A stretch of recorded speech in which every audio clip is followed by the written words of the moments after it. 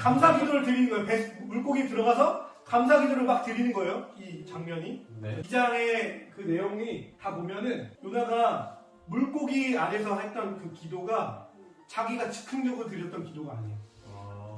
시편에 있는 기도문이 다 들어있어요. 여기 지금 내가 읽진 않을게요.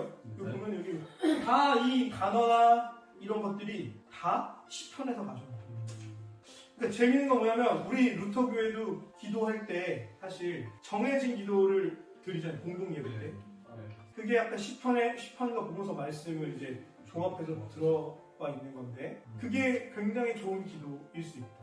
왜냐하면 우리가 말로 하고 즉흥적인 게 사실은 되게 진심을 담은 기도 같지만 우리가 표현이 서툴기 때문에 거기 기도에 다 담지 못할 때가 있어. 그러니까 어쩌면 우리가 진실되게 기도할 때에는 훈련된 기도 혹은 배운 기도가 시편의 기도가 우리에게 더 하나님께 마음 움직이는 어떤 강구하는 기도가 될 수 있다. 요나는 그 급한 상황에서 고통의 상황에서 어때요? 시편의 기도를 드렸다. 자기가 배운 대로. 그러니까 우리가 평소에 어떻게 기도 훈련을 하냐. 시편에서 배워야 돼. 근데 재미있는 건 뭐냐면 이 상황이 원래 요나의 상황이 물고기 속에 있으면은 어떤 시편의 종류가 있는데 애가라는 시편의 종류가 있거든요.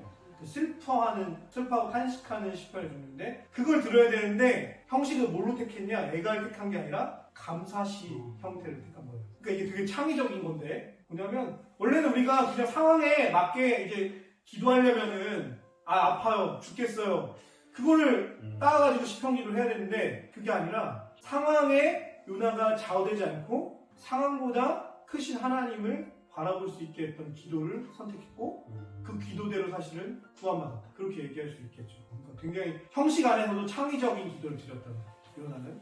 스티브 잡스다. 기도계의 스티브 잡스다. 이렇게 생각하시면 됩니다. 3장에 보면 이제 요나는 이제 순종을 하게 됩니다.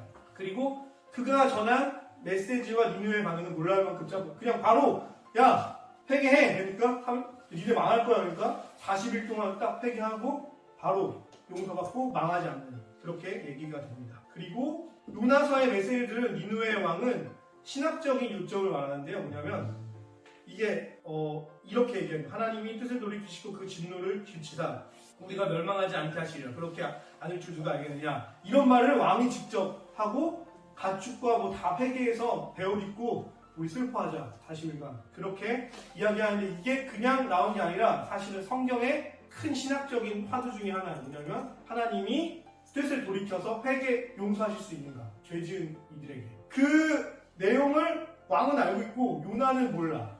요나는 알아도 싫어. 하나님의 자비하심을 알아도 이스라엘 사람이어도 듣긴 들었는데 싫어. 그러니까 그거를 이제 얘기를 하는 거예요. 그러니까 오히려 반대로 니느웨의 왕이 그걸 성경을 읽지도 않았는데 알고 있어. 그런 얘기예요. 그래서 오늘 요해서에는 이런 얘기가 나온다. 그런 얘기예요. 그 신학적인 방금 얘기. 하나님이 용서하시고 자비하시는 분이다라는 얘기가 등장합니다. 3장. 그러면 이 재밌는 얘기인데 이게 3장에서 두 번째 요나의 소명은 성공인가 실패인가? 어떻게 생각하세요? 여러분. 3장에서 순종했어요? 안 했어요? 말씀에. 순종했죠? 니느웨에 가서 회개를 외쳤잖아. 외치겠지. 그럼 성공이야 실패예요? 성공이죠. 성공, 석세스. 자, 근데 대부분은 우리가 성공이라고 생각하지만 그렇지 않을 수 있다. 왜? 순종하는 요나는 불순종하는 요나만큼이나 하나님의 말씀을 어겼다. 왜 어겼어요?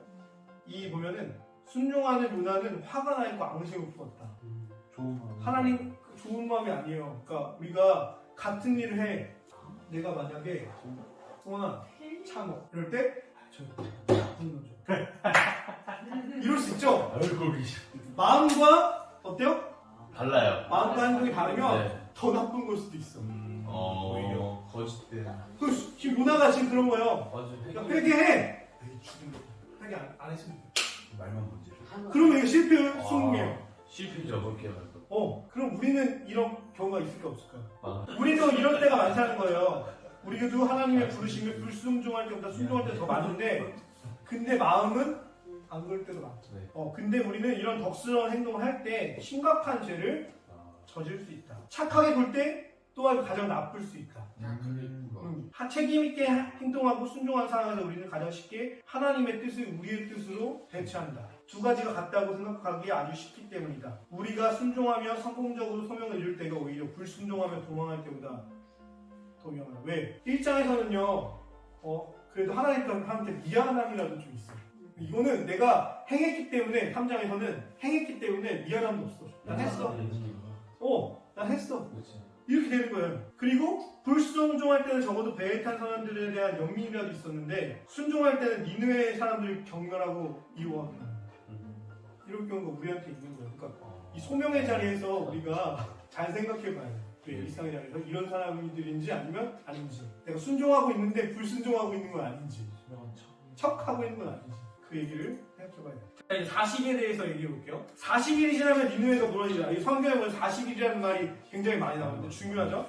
노아의 방주에는 40일이 나오죠. 정화의 시간. 그다음 광야에서 보낸 이스라엘의 40년. 이것도 그렇죠. 엘리야가 이세벨을 도망쳐서 40일 동안 도망 다녔어요. 네. 그리고 예수님도 40일을 시험 받으셨죠.